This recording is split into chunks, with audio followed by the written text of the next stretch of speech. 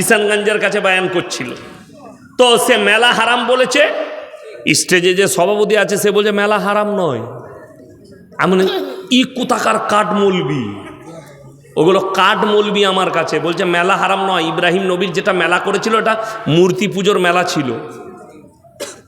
তো আমি খালি চিন্তা করছি এই মৌলবি পর্দা সম্পর্কে জানে না, এই মৌলবির পর্দা সম্পর্কে জ্ঞান নেই, না এ কোরআন পড়েছে না হাদিস পড়েছে। বক্তাকে বলছে মেলা জায়েজ, ভিডিও ভাইরাল হয়েছে। অবাক লাগলো। সেই মৌলবিকে বলবো তুমি উইথড্র করো, তুমি মেলাকে হালাল বলেছ, তোমার শ্বাস নালীটা উকুড়ে দিবে ফেরেশতারা কবরে। তুমি রেডি থাকো, কবরে যাও। তোমার মতো কত মৌলবি গেল আর এলো, সভাপতি করে দিয়েছে, তুমি হালাল করে দিলে। ওই রকমই মুর্শিদাবাদে আপনারা মোবাইলে দেখেছেন আমার সাথে ঝামেলা হয়েছে। ওইখানে ওই রকমই একটা কাঠ মৌলবি সভাপতি ছিল। সে আমাকে বলছে গ্রামে তো দোকান থাকে, মেয়েরা তো দোকানে বাজার করতে যায়, তো ওটার বেলায় আমি বললাম তোর বউ গ্রামে বাজার করতে যায়, এটার লেগে শরীয়ত দায়ী নয়, এটার জন্যে তুমি দায়ী। আর যে মৌলবি বাধা দিয়েছে মেলা জায়েজ আছে বলছে, এ জানেই না যার বিটি বালিকা মেয়ে, বালিকা বউ, যার স্ত্রী বাজারে বেপর্দা ভাবে ঘুরবে তাকে দাইয়ুস বলা হয়েছে। আর দাইয়ুস জান্নাতে যাবে না যদি কাবা ঘরে নামাজ পড়ে, আর তার বিবি বিটি বোন যদি বেপর্দা করে ঘুরে জান্নাতের খুশবু পাবে না সে। লেখে লাও, আমি যদি মিথ্যা বলি কোনো মৌলবি বলে দেখ আপনি ভুল বলছেন, যার বিবি বেপর্দা পরে ঘুরলেও সে জান্নাতে যাবে, সে দাইয়ুস নয়। চ্যালেঞ্জ দিলাম, আমার পাল্লায় পড়ে গেলে ও বুঝতে পারত। ও বক্তা তো ঠান্ডা মিজাজি, হালকার ওপর দিয়ে হেসে চালিয়ে দিয়েছে। আমার পাল্লায় পড়লে বুঝতে পারত যে কার পাল্লায় পড়েছে। কত বড় আস্পর্ধা, মেলাকে জায়েজ করছো অপরাধ, আবার মৌলবিকে দাবি দিয়ে ওটাকে জায়েজ করতে চাইছো।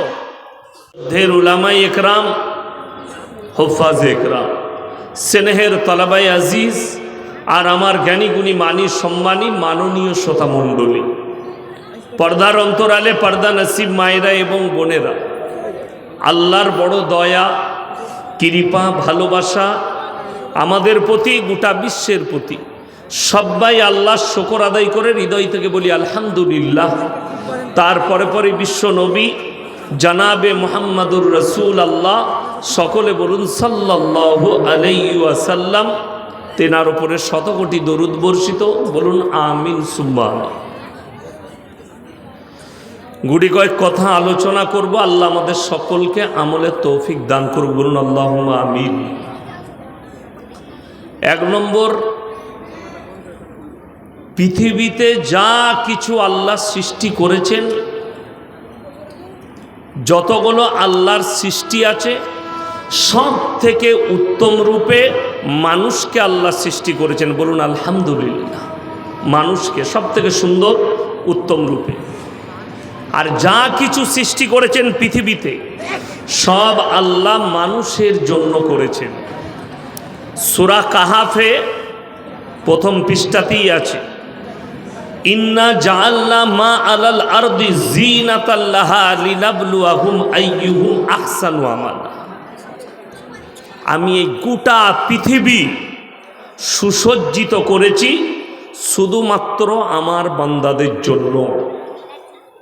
যা কিছু আছে সব মানুষের উপকারার্থে। সাপ আমরা দেখলি মেরে ফেলি, সাপের যে মানুষ ক্ষতি করে 16 আনায়, আমরা দেখা মাত্র সাপকে মেরে দিই। সাপ কিন্তু আমাদের 1 আনা ক্ষতি করে। সাপ যে মানুষকে দংশায়, কামড়ায়, তার কারণ হচ্ছে সে আত্মরক্ষার জন্য। সে যখন কামড়ায় আত্মরক্ষার জন্য। অস্ট্রেলিয়ায় একটা সাপ আছে যার নাম হচ্ছে ব্ল্যাক মাম্বা। তার ঘন্টায় গতি হচ্ছে 28 থেকে 30 কিলোমিটার ছুটে ঘন্টায়, এত দ্রুত গতি। সে যেখানে মানুষ বাস করে সেসব জায়গায় থাকে না। যদি তার সামনে কেউ পড়ে যায়, যদি কোনো মানুষকে সে কামড়ায়, 10 মিনিটের ভেতরে অ্যান্টিডোজ দিতে হবে, না হলে মৃত্যুবরণ করবে। তার হার্ট ব্লাস্ট করে দিবে, কিডনিগুলো ব্লাস্ট করে দিবে, এত দ্রুত গতি বিষ। এইটাও কিন্তু মানুষের উপকারের জন্য। সে আপনার এক আনা ক্ষতি করছে। পৃথিবীতে যতগুলো ওষুধ দেখছেন মেডিসিন, সাপের বিষ ছাড়া মেডিসিন হবে না। যতগুলো অ্যান্টিডোজ আছে, সাপে কামড়ালে যে অ্যান্টিডোজ দিচ্ছে ডাক্তারে, সেটাও সাপের বিষ দিয়ে। ক্যান্সারের যে কেমো তৈরি হচ্ছে সাপের বিষ দিয়ে। তো সাপের সব কিছুই উপকারী। একটা জিনিস ক্ষতি কি করে? আত্মরক্ষার জন্য মানুষকে কামড়ায়। শুধু তাই নয়, সমুদ্র এতগুলো আছে, 3 ভাগ পানি, 1 ভাগ স্থল। এই 1 ভাগ স্থলের জন্যে এত বড় সুবিশাল সমুদ্র আল্লাহ তৈরি করেছেন। সমুদ্রর পানি নুনা না মিষ্টি? নুনা, নুনযুক্ত। কেন জানেন? পৃথিবীতে যতগুলো নদী আছে, নদীর শেষ প্রান্তর যেখানে, সেটা গিয়ে কিন্তু মিশেছে সমুদ্রের সাথে। মালদায় যে পদ্মা দেখছেন, যতগুলো নদী, পদ্মা, মালদার ফারাক্কা থেকে একটা গঙ্গা বেরিয়ে যাচ্ছে, যার নাম ভাগীরথী, যার নাম হুগলি নদী, তারই নাম গঙ্গা, তারই নাম গঙ্গা, ওইটাই গঙ্গা। একবারই গিয়ে এই গঙ্গা যখন ফারাক্কা থেকে যাচ্ছে, ও একা যায়নি, অনেকগুলো নদীকে গ্রাস করে যাচ্ছে। বীরভূম ডিস্ট্রিক্টের কাছে ময়ূরাক্ষী নদীকে নিচ্ছে, বর্ধমান আর বীরভূমের বর্ডার কাটুয়ার কাছে কাকে নিচ্ছে? অজয় নদীকে নিচ্ছে। আবার হুগলির কাছে দ্বারকেশ্বর, মুন্ডেশ্বরী, দামোদর, মেদিনীপুরের রূপনারায়ণ সবাইকে নিয়ে নন্দীগ্রাম হয়ে হলদিয়ার কাছে সমুদ্রে প্রবেশ করছে। সেই জায়গাটার নাম হচ্ছে মোহনা, যেখানে সমুদ্রের পানি ঢুকে। এই পদ্মা দেখছেন বাংলাদেশের ওপর দিয়ে গিয়ে সমুদ্রের ভেতরে প্রবেশ করেছে। পৃথিবীতে বন্যা হবে, মানুষ মারা যাবে, গরু ছাগল হাঁস মুরগি মারা যাবে, পৃথিবীটা দূষণ হবে। এই নদীগুলো টেনে নিয়ে গিয়ে ওই মরা জিনিসগুলো যখন ভরে দেবে, সমুদ্রের নোনা পানি ইত্যাদিকে মিটিয়ে দিয়ে দূষণ মুক্ত করে দেবে। জোরে বলুন সুবহানাল্লাহ। শুধু তাই নয়, পৃথিবীর যতগুলো গাছ আছে, অ্যামাজনের জঙ্গল আর আফ্রিকার জঙ্গল, এই দুটো জঙ্গল, শুধু অ্যামাজনের জঙ্গল 3 ভাগের 1 ভাগ অক্সিজেন পৃথিবীকে দেয় অ্যামাজনের জঙ্গল আর আফ্রিকার জঙ্গল। তাহলে গাছপালা সব কিছু আপনার জন্য সাজিয়েছে। আপনি দেখতে যাচ্ছেন, অনেকজন কাশ্মীর ঘুরতে যায়, যাই না? অনেকজন দার্জিলিং ঘুরতে যায়, ঠান্ডা আবহাওয়া, পাহাড় পর্বত উঁচু নিচু দেখতে যাচ্ছেন। অনেকজন রাজস্থান যাচ্ছে মরুভূমি দেখতে, লাদাখ, অনেক যে যেখানে পাচ্ছে আল্লাহর বিছানো সৌন্দর্যতা দৃশ্য দেখতে যাচ্ছে। পরের আয়াতটা আরো মারাত্মক ডেঞ্জার। ওয়া ইন্না লাজাইলুনা মা আলাইহা সাইদান জুরুজা। হে আমার নবী, পৃথিবীর মানুষকে বলে দাও, আবার এমন একটা দিন মানুষ সম্মুখীন হবে, গোটা পৃথিবীটাকে আল্লাহ লেবেল করে দিবে। একটা গাছপালা, ঘর বাড়ি, পাহাড় পর্বত, নদ নদী নালা কিচ্ছু থাকবে না। যেমন খেলার মাঠ হয়, সেম ওই রকম করে দেব। মানুষ যেভাবে পরিষ্কার পরিচ্ছন্ন করে ব্যবহারের জন্যে, আমি ঠিক সেম টু সেম ওইভাবে করে দেব। আমার বন্ধুগণ, আমার ভাই, আজকে সবাই নিয়ত করুন আমরা সকলে ইমানদার হব। জোরে বলুন ইনশাআল্লাহ। ভারতে মুসলমানের অভাব আছে, 30 কোটি মুসলমান আছে।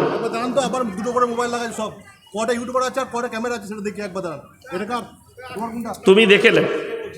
হ্যাঁ, আমার বন্ধুগণ, আমাকে অনুরোধ করে বলছি যে আপনি মমিন হবেন।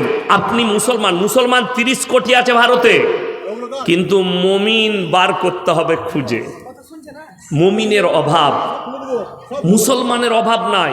আব্দুর রহমান, আব্দুল জব্বার, আব্দুল সত্তার, রহিম, করিম অনেক আছে, কিন্তু মুসলমান মমিন পাওয়া মুশকিল। আল্লাহর কাছে মমিনের স্থান আছে না বেঈমানের? কথা বলেন, কথা বলে না? কোরআন শুনেলেন, মান আমিলা সালিহান ফালিনাফসি ওয়া মান আসাআ ফাআলাইহা। যে বা যাহারা ভালো কাজ করবে আল্লাহ তাদেরকে পুরস্কৃত করবেন, যে বা যাহারা খারাপ কাজ করবে আল্লাহ তাদেরকে তিরস্কৃত করবেন। আপনারা আমার দিকে গড় করুন, ওইদিকে যা চলছে চলুক। এই ইউটিউবের লেগে জানেন আলেমরা বদনাম হয়। বদরুদ্দুজা নাদবি সাহেবকে চিনেন? এত ভালো আলেম। হারামখোররা রেকর্ডিং করার লেগে, ভিউ পাবার লেগে চোখে লাইট মারছে, যাতে লোকটা কিছু বলুক, ছাড়বো, ভিউ পাবো। এই নিয়তগুলো কত খারাপ বুঝতে পেরেছেন?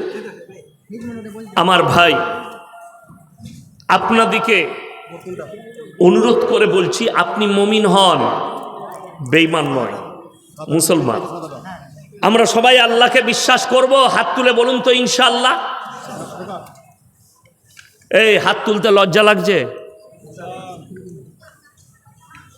কথা বললে কথা শুনবেন।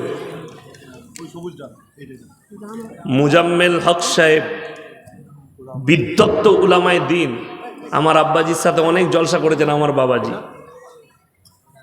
আমি কি মিজাজের আপনারা জানেন। আমি খুব নরম মিজাজের, কিন্তু বায়ানের সময় কিন্তু আমি নরম মাল লয়, খুব গরম। আমার সাথে পার্সোনালি মিশবেন, যে বক্তারা মিশেছে জানে আমি কিরকম লোক। আপনি আমার বাড়িতে আসুন, মেহমানদারি করাবো, আপনি বুঝতে পারবেন ইয়াসিন সাহেবের মন কেমন, ব্যবহার কেমন। কিন্তু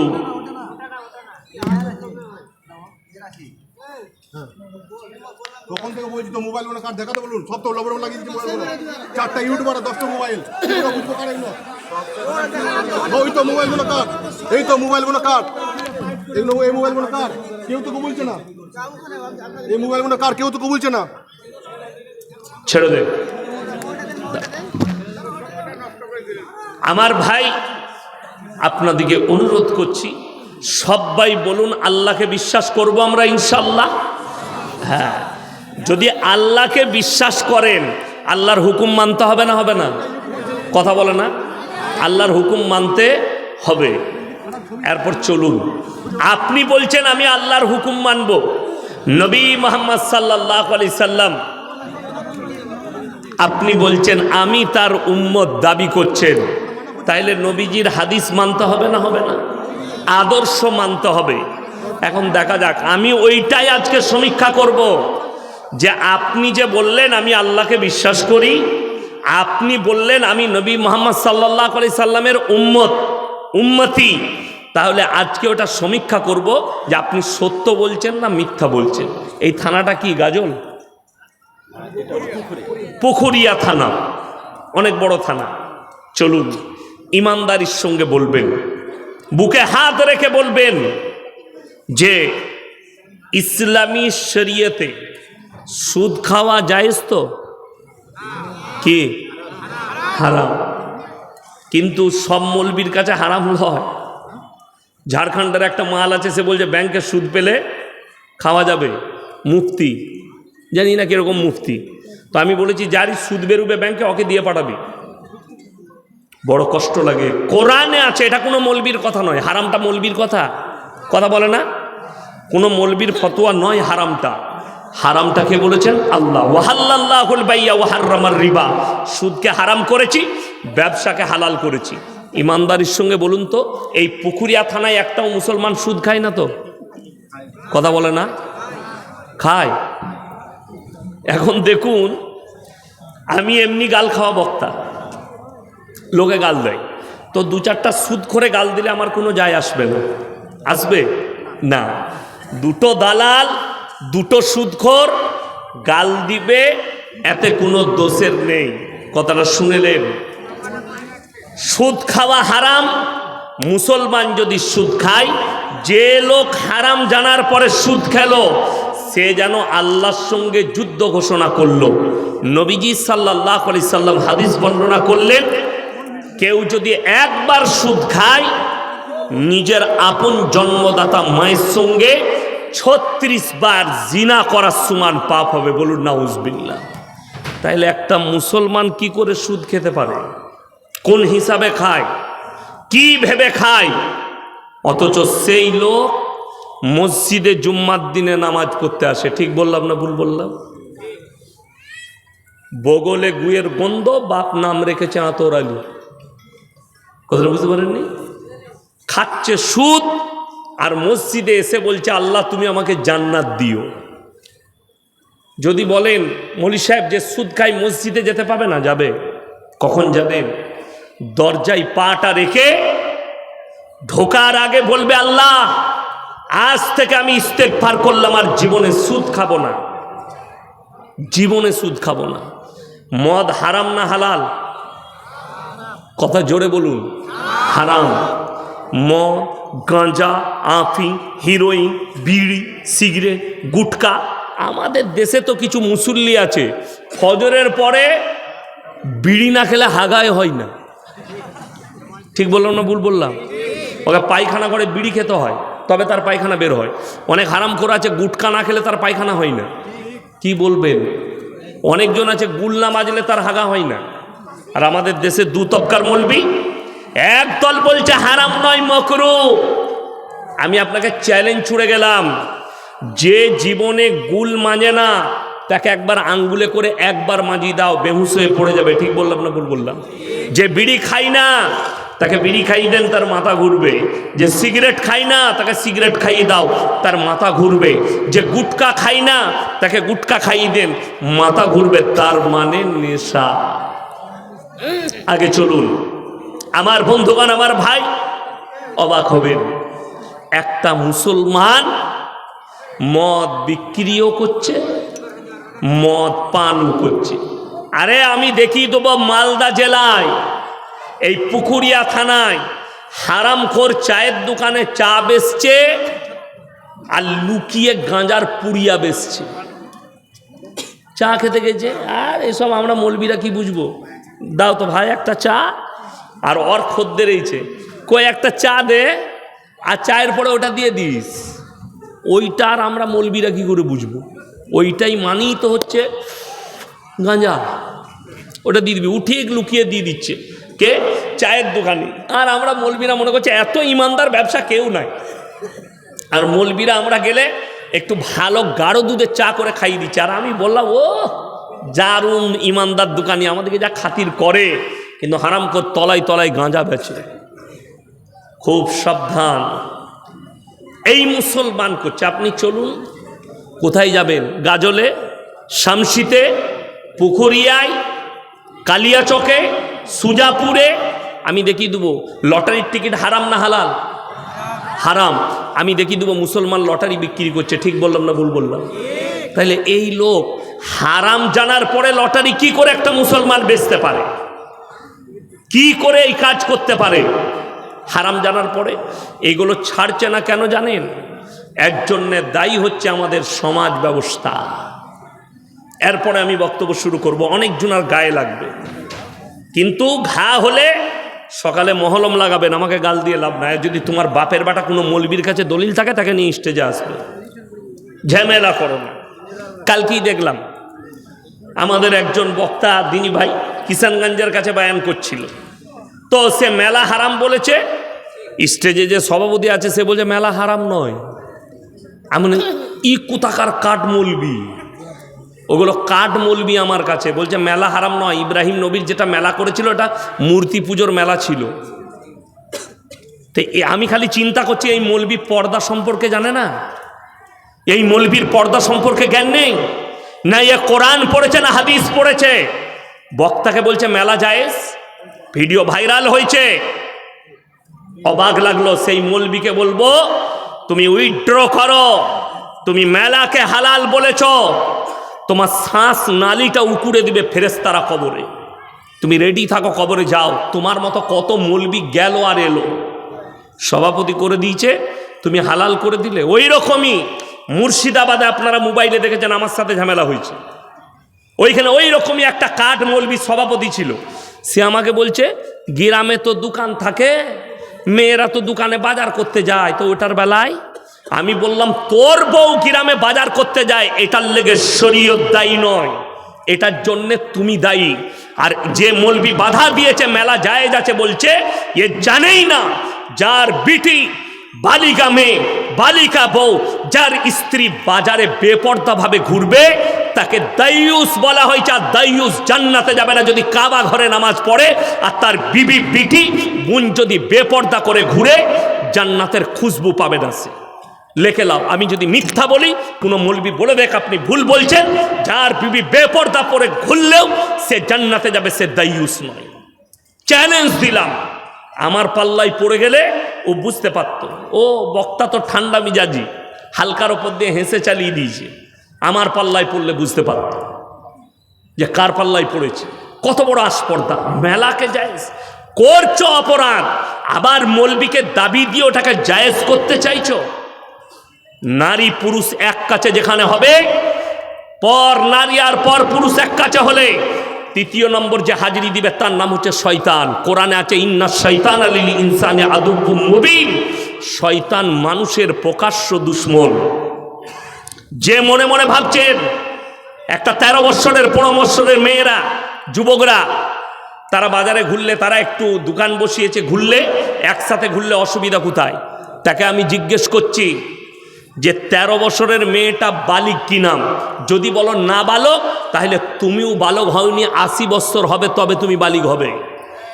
একটা মেয়ে 10 বছর বয়স হলে তার জন্য নামাজ ফরজ হয়ে যায়।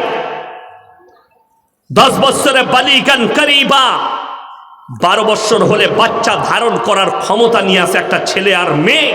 আর তুমি বলছো আমার 13 বছরের মেয়ে মাথার চুল খুলে ঠোঁট পালিশ লাগিয়ে বিনা উন্নায় বিনা পর্দায় বাজারে ঘুরে বেড়াবে। এই মেলাটা শুধু হারাম নয়, মেয়েরা বিনা কারণে বাজারে যেতে পাবে না, বাজার করতে পাবে না। তোমার বউ বাজার করতে যায়, এটা তোমার ব্যর্থতা। তোমার বিবি দোকান যায়, এটা তোমার ব্যর্থতা। এটা শরীয়তের ব্যর্থতা নয়, ইসলামের ব্যর্থতা নয়। আমি ইয়াসিন, আমার বউ বেপর্দা ঘুরে বেড়াই, এটা আমার ব্যর্থতা, এটা ইসলামের ব্যর্থতা নয়। খুব সাবধান, কথা বললে মেপে বলবেন, কথা বললে ভেবে বলবেন। কার কথা বলছেন?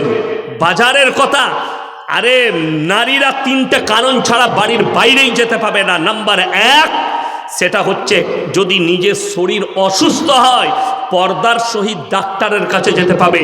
নাম্বার 2, সেটা হচ্ছে কাছের আত্মীয় মারা গেলে যেতে পাবে পর্দার সহিত, নিকটতম আত্মীয়, দূরবর্তী নয়, কাছের আত্মীয়।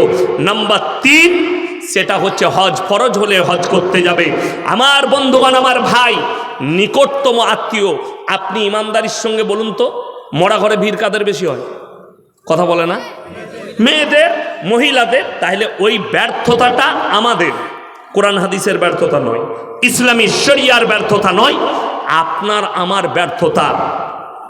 আমার ভাই, আমি যেটা আপনাদেরকে বোঝাচ্ছিলাম, একটা মুসলমান যদি জানে এটা হারাম, সেটা তো মুসলমানের জন্য আর শোভনীয় নয় সে কাজটা করা।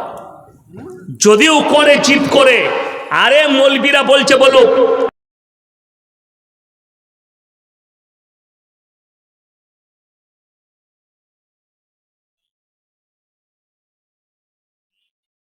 খেয়ে যাও। আর যদি এটা প্রকাশ পেয়ে যায়, যে লোক জেনে বুঝে হারাম জানার পরে সুদ খেলো, সে যেন আল্লাহর সঙ্গে যুদ্ধ ঘোষণা করলো। যে লোক আল্লাহর সঙ্গে যুদ্ধ ঘোষণা করলো, এই লোক আর মুমিন থাকতে পারে? বাবা, থাকতে পারে না। তাইলে আমাদের দেশে জানেন লোক কেন ছাড়তে চাই না? 2টো কারণে। এক হচ্ছে জলসায় আদায় হয় না ভাই? আমার আগে বাবাজি চাইছিলেন আপনারা দিলের মাদ্রাসার জন্য, আর অনেক বক্তা আমাদের সুর করে আদায় করে না? এখন মসজিদের জলসা, মাদ্রাসার জলসা। আমি বর্ধমান জেলার মানুষ, আমি আপনাদেরকে সবাইকে চিনি না, আমাকে কিন্তু সবাই চিনেন, মোবাইলে দেখেছেন। দুঃখের বিষয়, একজন লটারিওয়ালা কিংবা একজন সুদ করেছে আমার হাতে 2000 টাকা দিল। এখন আমি কি করলাম? আহারে বান্দারে মোদাই বসেছিল, ছিল কি না ছিল, 2000 দিল, দিয়ে তাকে জান্নাতে ভরে দেব। সুদ করতে গেলে আল্লাহ এরকম যদি 5টা মাদ্রাসায় দিই, তা 5টা জান্নাত তো মৌলবীরাই ভরে দিবে আমাকে, সে আর সুদ ছাড়বে? দ্বিতীয় নম্বর, আপনারা মৌলবীকে দায়ী করছেন, মাদ্রাসাওয়ালাকে দায়ী করছেন। আমি চ্যালেঞ্জ ছুড়ে বললাম, সুদ কালকে বন্ধ হয়ে যাবে, গাঁজা ব্যবসা কালকে বন্ধ হয়ে যাবে, জিনা কালকে বন্ধ হয়ে যাবে, পরকিয়া কালকে বন্ধ হবে, আপনার লটারি কালকে বন্ধ হবে, চুরি কালকে বন্ধ হয়ে যাবে। জানেন কি করে?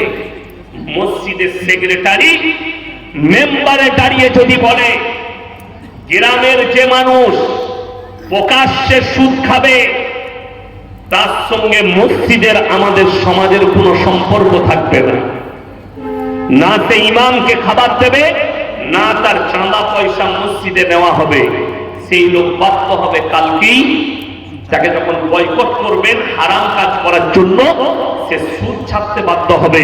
কেউ যদি লটারির ব্যবসা করে প্রকাশ্যে তাকে ডাঁটতে বলুন, না তুমি ইমামকে খাবার দিতে পাবে, না তোমার চাঁদা নেওয়া যাবে, যেহেতু তুমি হারাম ব্যবসা প্রকাশ্য করছো, যেটা ইসলামী শরীয়তে হারাম। কিন্তু আমরা পারি না। পারি? কোন মসজিদের সেক্রেটারি বলতে পারবে? দুঃখ তো ওইটাই। হাদিস শুনেলেন, কিয়ামতের পূর্বে, কিয়ামতের মারাত্মক আলামতের মধ্যে একটা আলামত, অশিক্ষিত মূর্খরা সমাজের নেতৃত্ব দিবে আর শিক্ষিতরা চুপচাপ বসে দেখতে থাকবে। আজকে তো সেটাই হয়েছে। বড় কষ্ট লাগে বলতে। বিহারের নাম শুনেছেন তো? ঝাড়খণ্ড বিহার পাশাপাশি, আগে একটাই ছিল, ভাগ হয়ে ঝাড়খণ্ড হয়েছে। ধানবাদ জেলা আমার বাড়ি থেকে 200 কিলোমিটার, হাইওয়ের ওপরে, দিল্লি রোডের ওপরে ধানবাদ। ওখান থেকে একটা থানার নাম আছে চন্দন কিয়ারি, ওখানে একটা গ্রাম আছে নোডিহা বলে, বড় গ্রাম, মুসলিম গ্রাম। তো সেই গ্রামে আমি জালসায় গিয়েছিলাম, গিয়ে জানতে পারলাম এই গ্রামে 1000-এর বেশি আলেম হাতে গেছে, বড় বড় আলেম। তো স্টেজ দেখলাম বিরাট করেছে, সেখানে 40-50টা আলেম হাতে যাচ্ছে। আমি ছিলাম প্রধান বক্তা, লাস্টে চাপা, রাত 12টা থেকে 2টো আমার টাইম নিয়েছি। আমি বিকেল 4টায় পৌঁছেছি। বিশ্বাস করুন, আল্লাহ কসম, রাত 2টো পর্যন্ত ছিলাম। মাজমা তো মাজমা দূর, পুরো গ্রামে মহল্লায় একটা 10 বছরের মেয়েকেও আমি রাস্তায় দেখতে পাই। আল্লাহ, আমি বয়ান শেষ করার পরে আমার একজন বন্ধু ছিলেন মুফতি মনজার আলম কাসমি, সাথী, কাছের মানুষ। আমি বললাম, ভাই आपके गांव के महल इतना अच्छा क्यों? कोई बच्चा लड़की भी मुझे नहीं दी, क्या बात है? तो उन्हीं की बोलने जाने, আমাদের গ্রামের যারা নেতৃত্ব দেয় তারা হচ্ছে আলেমরা, পরিবেশের নেতৃত্ব দেয় আলেম উলামা, মসজিদের ইমাম, তারা নেতৃত্ব দেয়। মেয়েদের জন্য আলাদা একটা ঘর তৈরি করেছে, যেটার মধ্যে বাচ্চা মেয়েরা, বয়স্ক মেয়েরা তালিম হাসিল করবে, মেয়েরাই তাদেরকে তালিম দিবে, এমন ব্যবস্থাপনা করেছে। মেয়েদের নামাজের জায়গা আলাদা। এত সুন্দর পরিবেশ আমি পশ্চিম বাংলায় দেখিনি কোন জায়গায়। অবাক হলাম। তাহলে আমি বুঝতে পারলাম যে আমাদের পরিবেশ খারাপ কেন। আমাদের সমাজ কখনোই একটা মৌলবীকে নেতা বলে মেনে দিবে না, মানবে? ইয়াসিন যদি বলে, শোনো গ্রামটা আমি পরিচালনা করব, এরা জানে মৌলবীকে যদি পরিচালনা করতে দিন, সুদ বন্ধ হবে, মদ ব্যবসা বন্ধ হবে, গাঁজা ব্যবসা বন্ধ হবে, নেশা বন্ধ হবে। হবে না? হবে না? সবাই জানে। অর্থাৎ এদিকে নেতৃত্ব দেওয়া যাবে না। নেতৃত্ব দিবে কে? মদখোর, গাঁজাখোর, গুটখাখোর, জিনাখোর, বললে একে নেতৃত্ব দিতে দেবে। তাহলে সমাজের উন্নতি হবে না অবনতি হবে? আপনারা আপনাদের বিবেককে জিজ্ঞেস করুন। কিয়ামতের আলামত এইটাই যে অশিক্ষিত মূর্খরা নেতৃত্ব দিবে।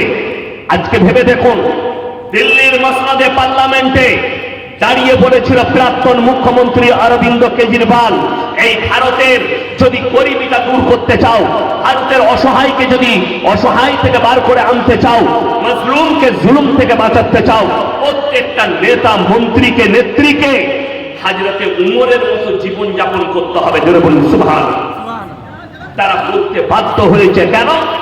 হযরতে উমর রাদিয়াল্লাহু তাআলা আনহুর মতো নেতৃত্ব এখন খুঁজে পাওয়া যায়। শুনেন, হকের উপরে টিকে থাকতে হবে। হকের জিত আছে না হকের জিত আছে? কথা বলে না? হকের জিত না হকের? হকের জিত। এখন কিছু মুসলমান বলতে লেগেছে, আরে মৌলবীরা যতই বলুক হকের জিত আছে, আমরা তো চোখে দেখতে পাচ্ছি যারা না হকে আছে তারাই বেশি ভালো আছে। বলছেন না বলেন? আর বাস্তব তাই আছে, এইটা বাস্তব। আপনার দেখে মনে হচ্ছে সময় এই লোকটা না হকে চলে, এই লোকটা চুরি করে, এই লোকটা সুদ খায়, এই লোক তো গাড়িতে চাপছে, এই লোক তো বাড়িতে চাপছে, এই লোকের বাড়ি মার্বেল দেওয়া, এই লোক চুরি করে, এই লোকের অবস্থা এত ভালো, নতুন নতুন বাইক, 4 চাকা গাড়ি, তাহলে এইটাই ভালো আছে। বলবিরা ভুল বলছে। আমার বন্ধুগণ, আমি আমার বাপের দলিল দেবো না, দুটো মারাত্মক দলিল দেব। একটা আরবি কিতাবের গল্প, একজন বড় মুহাদ্দিস লিখেছেন, কিন্তু তার ভেতর একটা মারাত্মক জ্ঞান আছে। আমি প্রথমেই বলেছিলাম এটা হাদিস কুরআনের গল্প। আর একটা আছে, সেটা হচ্ছে কোরআন হাদিস। দুটো দলিল। একটা, হকের উপরে টিকে থাকলে আল্লাহ যে জিত দেয়, তার একটা গল্প তিনি লিখেছেন। একজন রাজা, বাদশাহ, ইমানদার বাদশাহ, তিনি রাজত্ব চালাচ্ছেন, 90 বছর বয়স হয়ে গেছে। তিনি চিন্তা করলেন, এই বয়সে আমি যদি এখন মারা যাই, আর আমার এই গদিতে যদি কোনো বেঈমান বাদশাহ বসে যায়, আমার প্রজারা কষ্ট পাবে, প্রজারা কষ্ট পাবে। হাদিস শুনেলেন, মুসলমান যখন দিন থেকে সরে যাবে, আল্লাহর আদর্শ থেকে সরে যাবে, রাসূলের আখলাক থেকে সরে যাবে, আমি আল্লাহ জালিম বাদশা, অত্যাচারী বাদশা পাঠিয়ে বললাম। আমার একজন উস্তাদ আছেন উত্তরপ্রদেশে, হযরত মাওলানা মুফতি ইউসুফ সাহেব, মুহাদ্দিস, হাদিসের পণ্ডিত। তিনি দেশ বিদেশে সফর করেন, প্রোগ্রামে যান, অনেক রকম ভাষায় কথা বলেন, অনর্গল আরবিতে বক্তব্য দেন। আমি একদিন জিজ্ঞেস করলাম, হযরত आप तो म्यांमार जाते रहते हैं, रोहिंग्या के ऊपर जो जुल्म हुआ, इसका वजह क्या है? তিনি বললেন, मैं कई मरतबा गया हूं वहां में प्रोग्राम के लिए, लेकिन बड़ी दुख की बात है, वहां का जो मुसलमान है, उनका चलना फिरना, उठना बैठना, ये शरीयत से बाहर है। जंगली की तरह रहते हैं, जैसे जंगली लोग रहते हैं उसी तरह ये लोग चलते हैं। ना इनके पास नमाज है, ना अल्लाह का नाम है, ना दीन है, ना कुछ है। बस इसी वजह से अल्लाह ने उनके ऊपर जालिम को भेज दिया। मुसलमान, আপনি যখন দিন থেকে সরে যাবেন, আল্লাহর গজব আপনার উপরে নাজিল হয়ে যাবে। সেই বাদশা চিন্তা করলো, বাদশার 3টে বেটা, কটা বললাম? 3টে। এরপরে বাদশা এলান করলেন, হে আমার রাজ্যের যুবকেরা শোনো, তোমরা অমুক তারিখে আমার রাজ দরবারে হাজিরি দাও। যাদের 25 থেকে 30 বছর তারাই একমাত্র আসবে। রাজ্যের যত 25 থেকে 30 বছরের যুবক আছো, তোমরা আমার রাজ দরবারে হাজিরি দাও। সবাই হাজির। বাদশা 3টে বেটা, তারা চিন্তা করতে লেগেছে। বড় বেটা ভাবছে, আব্বা আজকে আমাকে রাজত্ব দান করবে। মেজো ভাবছে আমাকে বেশি ভালোবাসে, আমাকে দেবে।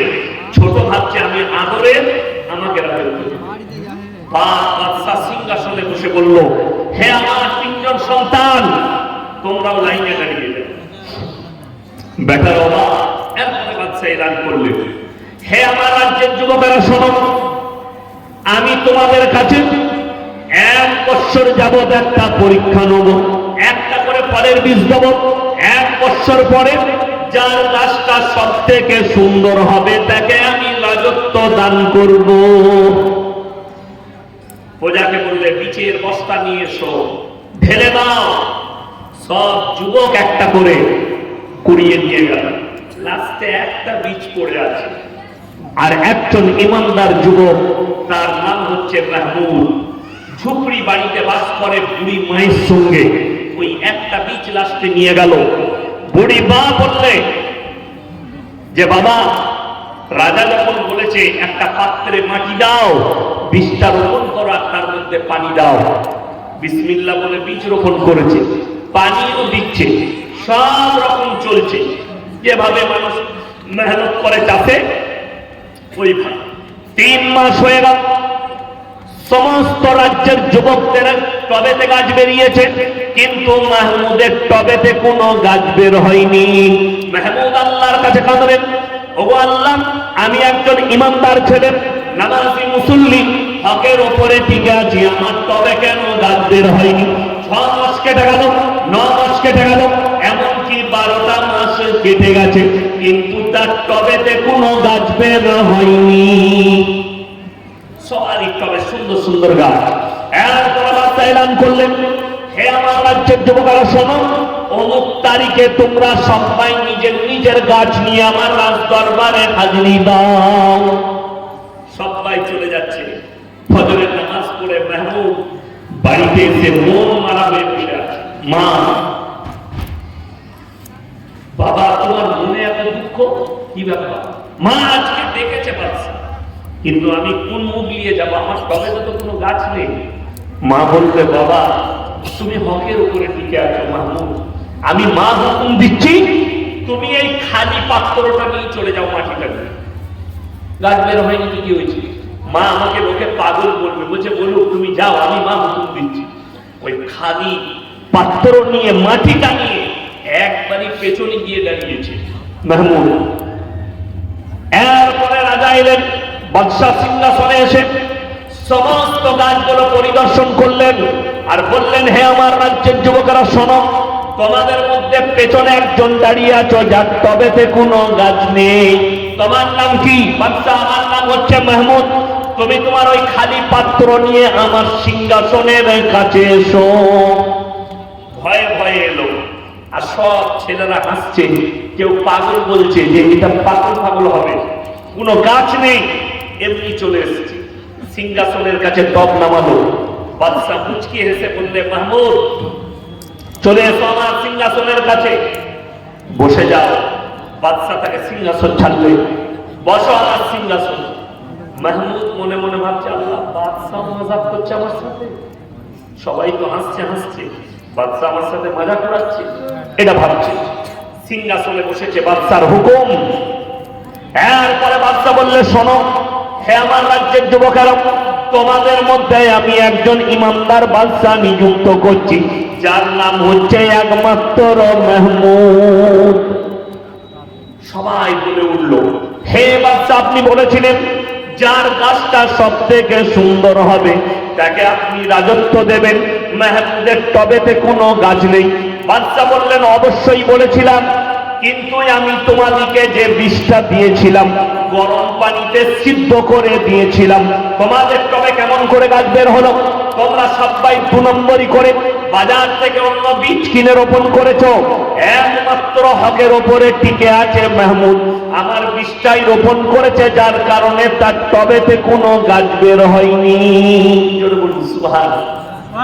হকের ওপরে টিকে থাকার কারণে বাদশাহ তাকে রাজত্ব দিল। এরপরে একটু কোরআনে চলুন। কষ্টটা কোথায় জানেন?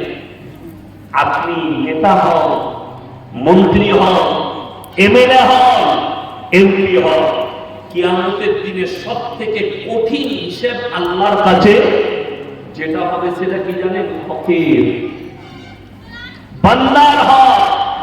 কেউ যদি মারে, সে যেই হোক, আল্লাহর কাছে কঠিন হিসেব হবে। যেমন আমরা জলসায় গেলে বহু মানুষ বলে, হুজুর একটু মা বাপের খিদমতের জন্য বলবেন। আচ্ছা, মা বাপের খিদমত করা, সেবা করা, এটা সন্তানের জন্য ফরজ, আর সন্তানের হক আদায় করা মা বাপের জন্য ফরজ না। এটা আমরা বলি। অথচ অনেক মা বাপ সন্তানকে 2 করে দেয়, একটা সন্তানকে বেশি, একটা সন্তানকে কম করে না। করে না, তারা মনে করে আমরা জান্নাতে যাবো, কবরে যাবো, তোমাকেও হিসেব দিতে হবে। কেন? তুমি একজনের হক মেরে আর একজনকে দিয়েছি। অনেকজন বিটি দিকে দেয় না, বিটির হক মেরে বেটা দিকে লিখে দেয়। এই মা বাপু কিয়ামতের দিনে ফেরত হক মেরে নিয়ে। আমাদের দেশে বড় কষ্ট লাগে। সরকার বলেছে, বাবা, আবাস যোজনার জন্য 1,30,000 করে দিচ্ছি, নামটা এন্ট্রি হতেও নাই, ফোন আসতেও নেই। যেমনি হ্যালো ইয়াসিন বলছে, হ্যাঁ গো তোমার নামটা এন্ট্রি করে দিয়েছি, ও ঘরের টাকা ঢুকে যাবে, তাদের 10টা পাঠিয়ে দিও। আগেই বলছে 10টা পাঠা, আমি কারো নাম করিনি, কেউ যদি চোর হয় তার গায়ে লাগবে। আমি ইয়াসিন বলে যাচ্ছি, অন্যায় ভাবে যতজন এইভাবে গরিবের মালকে ভক্ষণ করছো, আল্লাহর কসম কিয়ামতের দিনে একটা একটা করে ফেরত দিতে হবে। তুমি এটা ভাবো না তোমার পরিবারকে কষ্ট পেতে হবে। তোমাকে আল্লাহ রাজত্ব দিয়েছে, নেতা করেছে সেবার জন্য, সম্মান দিয়েছে সেবার জন্য, ইমানদার কিনা এটা দেখার জন্য, লোকের সঙ্গে অন্যায় করার জন্য নয়। হযরতে উমর রাদিয়াল্লাহু তাআলা এত বড় এমন ইমানদার ছিলেন, মিশরের বাদশা এসে বলল, হে উমর তুমি কেমন ভাবে রাজত্ব চালাও, দেশ কিভাবে পরিচালনা করো, গোটা পৃথিবীতে তোমারই নাম চলছে, তুমি কিভাবে পরিচালনা করো। হযরতে উমর বললেন, শোনো তাহলে আমার বাড়িতে একদিন তোমাকে দাওয়াত খেতে হবে। বলে অবশ্যই খাওয়া, দাওয়াত দিবে। নামাজ পড়ে দুপুর বেলায় খানা খেতে বসেছে, বেটা আব্দুল্লাহকে বলল, আব্দুল্লাহ দস্তরখান লাগাও। দস্তরখানে জবের রুটি, জবের আটার হাতে করে রুটি আর জাইতুনের তেল, আর কিচ্ছু নেই, এইটুকুই আছে, জবের তেল, এই জবের রুটি আর জাইতুনের তেল। বাদশা দেখে অবাক। মিশরের বাদশা বললে, হে উমর তুমি এত বড় গভর্নর, তুমি হচ্ছে আরবের বাদশা, আরবের গভর্নর, তোমার দস্তরখানে এমন খাবার কেন? হযরত ওমর বললে, হে মিশরের বাদশা তুমি কি খাও, তোমার দস্তরখানে কি থাকে? বলে আমার দস্তরখানে আকবর মুনাক্কা, কাজু কিশমিশ পেস্তা বাদাম পাবে, দুম্বার মাংস পাবে, উটের মাংস পাবে, বাকরির মাংস পাবে। হযরত ওমর বললেন, তোমার যারা প্রজা আছে তারাও কি ওই রকমই খাবার খায়? বলে আমি তো খোঁজ রাখি না, বলে কে কি খায় আমি খোঁজ রাখি না, আমি নিজে ভালো খাই। তিনি বললেন, হযরত ওমর হে মিশরের বাদশা, আমার দস্তরখানে যে রুটিটা দেখছো জবের আর যে জাইতুনের তেল, আমার শহরে আজকে বেশিরভাগ আমার প্রজার বাড়িতে জাইতুনের তেল আর রুটি আছে। আমার প্রজারা যদি জাইতুনের তেল আর রুটি খায়, আমি বাদশা, আমি ওমর ভালো মন্দ খেয়ে আমি আল্লাহকে কিভাবে জবাব দেবো? জোরে বলুন সুবহানাল্লাহ। আপনি ভেবে দেখুন, আমরা এয়ারপোর্টে এক কাপ চা খাবেন, কত টাকা দাম জানা আছে? 200 টাকা। একটা কফি 200 টাকা। একটা জলের বোতল, এই জলের বোতলটা বাজারে কত? 4.5 টাকা। এয়ারপোর্টে এক দাম হচ্ছে কত? 70 টাকা। সেদিনে শুনলাম মেসিনাকে এসেছিল একটা প্লেয়ার, বলছে কলকাতায় 1 লিটার জল 200 টাকায় বিক্রি হয়েছে স্টেডিয়ামের ভেতরে। মোবাইলে দেখাচ্ছে, আমি জানি না, মোবাইলে দেখছি। আপনি অনুভব করুন যে এই 1/2 লিটার জলের দাম 70 টাকা। আপনি জানেন, আপনি যাকে মন্ত্রী বানিয়েছেন সে যখন অ্যাসেম্বলিতে গিয়ে চা খায়, তার চায়ের দাম কত? কত? কথা বলে না? 5 টাকা। কত বললাম? 5 টাকা। ওই চাটা 5 স্টার হোটেলেও পাওয়া যাবে না। আর আপনাকে চা কিনে খেতে হচ্ছে 200 টাকায়। আর অ্যাসেম্বলিতে আপনি যাকে এমএলএ করে পাঠিয়েছেন, এমপি করে পাঠিয়েছেন, সে 5 টাকায় চা পায়। আমি যদি ভুল বলে থাকি, ইউটিউব যাদের কাছে গুগল আছে সার্চ করুন যে অ্যাসেম্বলিতে, পার্লামেন্টে 1 কাপ চায়ের দাম কত, আপনি গুগলে চেক করুন। আমি মিথ্যা বলে থাকবো, চেক করে দেখে নেবেন, কিংবা কালকে দেখে নেবেন, তারপর আমাকে গালি দিবেন। আমি সত্য বলে যাচ্ছি। বড় কষ্ট লাগে, প্রজার তোমার জন্য 5 টাকার চা, আর তোমার প্রজা খাবে এয়ারপোর্টে দাঁড়িয়ে 200 টাকার চা। তোমার জন্য কলকাতা যাবে 5000 টাকার পেট্রোল, আর একটা মানুষ ট্রেনে যাবে, প্লেনের দুর্যোগ চলছে, যার কারণে মানে কলকাতা থেকে বেলডাঙ্গা তৎকালের টিকিট মারতে কত আসছে জানেন? 900 টাকা, যেটা 300 টাকা। কে নিচ্ছে? সরকার। চুরিটা কে করছে তোমরা বলো, আমি বলবো না। এটার নাম শরিয়া নয়, এটার নাম রাজত্ব নয়। হযরত উমরের মতো জীবন যাপন করতে হবে যেন প্রজা তোমার কাছে কষ্ট না পায়। তুমি যাদের রাজা হয়েছো তাদের সঙ্গে দুর্ব্যবহার করা যাবে না। আমার আল্লাহ রাব্বুল আলামিন এলান করলেন কোরআনে, হে আমার নবী, তুমি মক্কা নগরীর মুসলমানদিকে বলে দাও, ওয়ামা ইউকরিদুল্লাহ কারদান হাসানা, আল্লাহর রাস্তায় কে কি দান করবে বলো। মক্কার বেঈমান কাফের যারা ছিল তারা বলছে, শুনেছো শুনেছো মুসলমানদের আল্লাহ ফকির হয়ে গেছে। বলুন নাউজুবিল্লাহ। যখন নবী এটা এলান করলেন, বেঈমান কাফেররা চারিদিকে বলতে লাগলো মুসলমানদের আল্লাহ ফকির হয়ে গেছে। ওই জন্য আমি একটা জলসায় বলেছি, আমাদের পশ্চিম বাংলায় অনেক মাদ্রাসাওয়ালা, অনেক মসজিদওয়ালা গ্রামে গ্রামে মারুতিতে মাইক টাকিয়ে আদায় করে। আমি বলছি এদিকে আদায় দিবেন না, আমি আসির মারা করে গেলাম। ইসলামের বদনাম করছে, শরীয়তের বদনাম। অনেক মাদ্রাসাওয়ালা বাচ্চা বাচ্চা ছেলেদিকে যারা ইলম হাসিল করতে এসছে তাদেরকে থলি নিয়ে লোকের দরজায় পাঠিয়ে দিচ্ছে, যাও ভিক্ষা করো। কে বললো তোমাকে? কে বললো পাঠাতে হবে? এরকম মাদ্রাসা যদি থাকে ওই মাদ্রাসা বন্ধ করে দেব। যদি একটা গরিব এতিমের বাচ্চাকে যদি থলি নিয়ে পাঠান যে ইলম শিক্ষা করতে এসছে, মারুতি ভ্যান নিয়ে বাজার আদায় করছে। যারা শিক্ষিত লোক আছেন তারা আমার বক্তব্যটা বোঝার চেষ্টা করবেন। ধরেলেন পুকুরিয়া বাজারে কোনো মুসলমান ভাই মাথায় টুপি দিয়ে মারুতি করে মাইক লাগিয়ে আদায় করছে, মাদ্রাসা থেকে টাকা দাও। আপনি বসে আছেন, আপনার একজন হিন্দু বন্ধু আছে, সে কি বলবে জানেন? তোদের মৌলবীরা ভিক্ষা করে খায়। বলবে না? বলবে, বলবে। কত বড় কথা। আচ্ছা বলুন তো, আমরা মৌলবীরা মসজিদে এসে আপনাদের কাছে যখন এলান করি, ভাই আমার মাদ্রাসার জলসা আছে, আপনারা যে যা পারবেন দিবেন, এতগুলো ছেলের পাগড়ি হবে, সমাজ দেয় না? দেয় না? এইখানে এতগুলো টাকা কে দিল? আপনারা দিয়েছেন। এখানে কোনো অমুসলিম ভাইয়ের কাছে চাওয়া হয়েছে টাকা? হয়নি। কেউ যদি খুশি করে দিয়েছে ওটা আলাদা ব্যাপার, কিন্তু কারো কাছে চাওয়া হয়নি। আচ্ছা, আপনি মাইকে এলান করছেন, ভিক্ষা করছেন বাজারে, কে বলবো আপনাকে? অথচ আমি আমার গ্রামে ধরেছি একটা মারুতিওয়ালাকে, মুখে দাড়ি লাগিয়ে চলে এসছে। আমি এখন শুয়েছিলাম, আমরা একটা ফোন এসেছিল আমার কাছে, রেকর্ডিং করেছি, আছে শোনাবো আপনাকে, অবাক হবে। আমাকে এক্ষুনি আমি জিজ্ঞেস করলাম, তুমি কোন মাদ্রাসায় পড়াও? আমাকে কি বলছে জানে? বলছে আপনি কি মাদ্রাসার আদায়গুলো, মাদ্রাসাগুলো বন্ধ করে দেবেন? কেন ভাই, কি হলো? আমি, তুমি কোন মাদ্রাসা থেকে বলছো? আমাদের বর্ধমানে নপাড়া, সাকোনা নপাড়া বলে একটা মাদ্রাসা আছে, বলে আমি ওই মাদ্রাসার শিক্ষক। আমি কোন কিতাব পড়া? মাল আর উত্তরই দিতে পারছে না। ও তো চোর, চোর উত্তর দিবে কি করে? ও তো কিতাবই জানে না কিতাব কাকে বলে। তাহলে ও জানবে কি করে? কেটে পালিয়ে গেল, আমি রেকর্ডিং করেছি, তার নম্বর পর্যন্ত রেখে দিয়েছি।